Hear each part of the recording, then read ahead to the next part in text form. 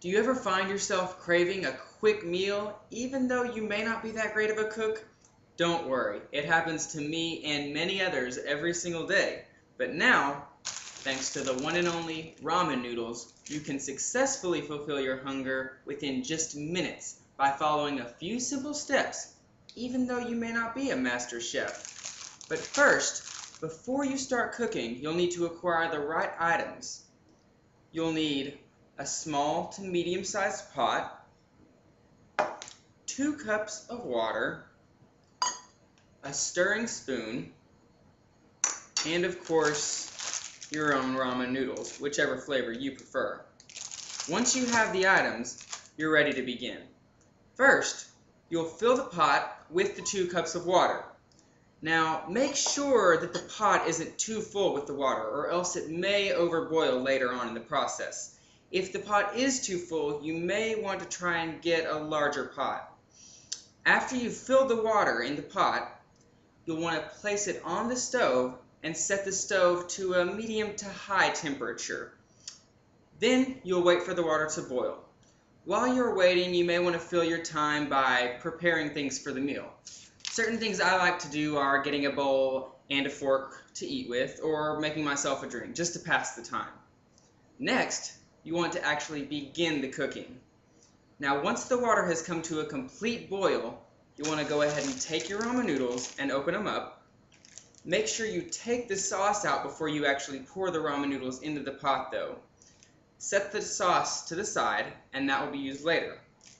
Then you'll take the ramen noodles out of the package and carefully you place them into the boiling water because you don't want to get burned. Once the ramen noodles are in the pot, go ahead and take your spoon and carefully stir the ramen noodles as it boils so that they break up.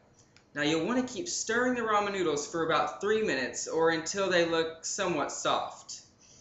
After the ramen noodles have all broken up, go ahead and take the stove and turn it completely off while the water simmers down.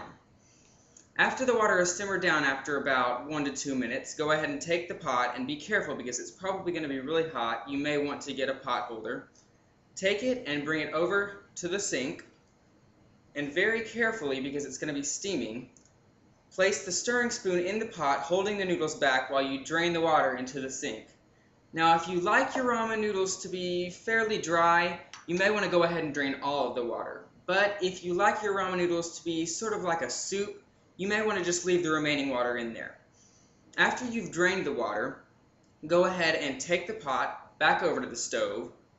Then, take the sauce that we placed aside earlier, open it up, and carefully pour it into the noodles.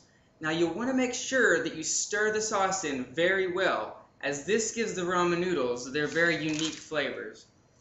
In fact, they come in many flavors. My personal favorite happens to be chicken, followed by oriental. Now the next step is the really fun step. This is when you can customize your ramen noodles to what you want. Something that I actually love to do is to sprinkle Parmesan cheese on top of mine. I know it may sound small, but trust me, it makes the ramen noodles a million times better. All you have to do is find a certain condiment, whether it be soy sauce or Parmesan cheese, and add it to your ramen noodles to your preference. Once you've added your own personal ingredients, go ahead and take the pasta and pour it in your bowl.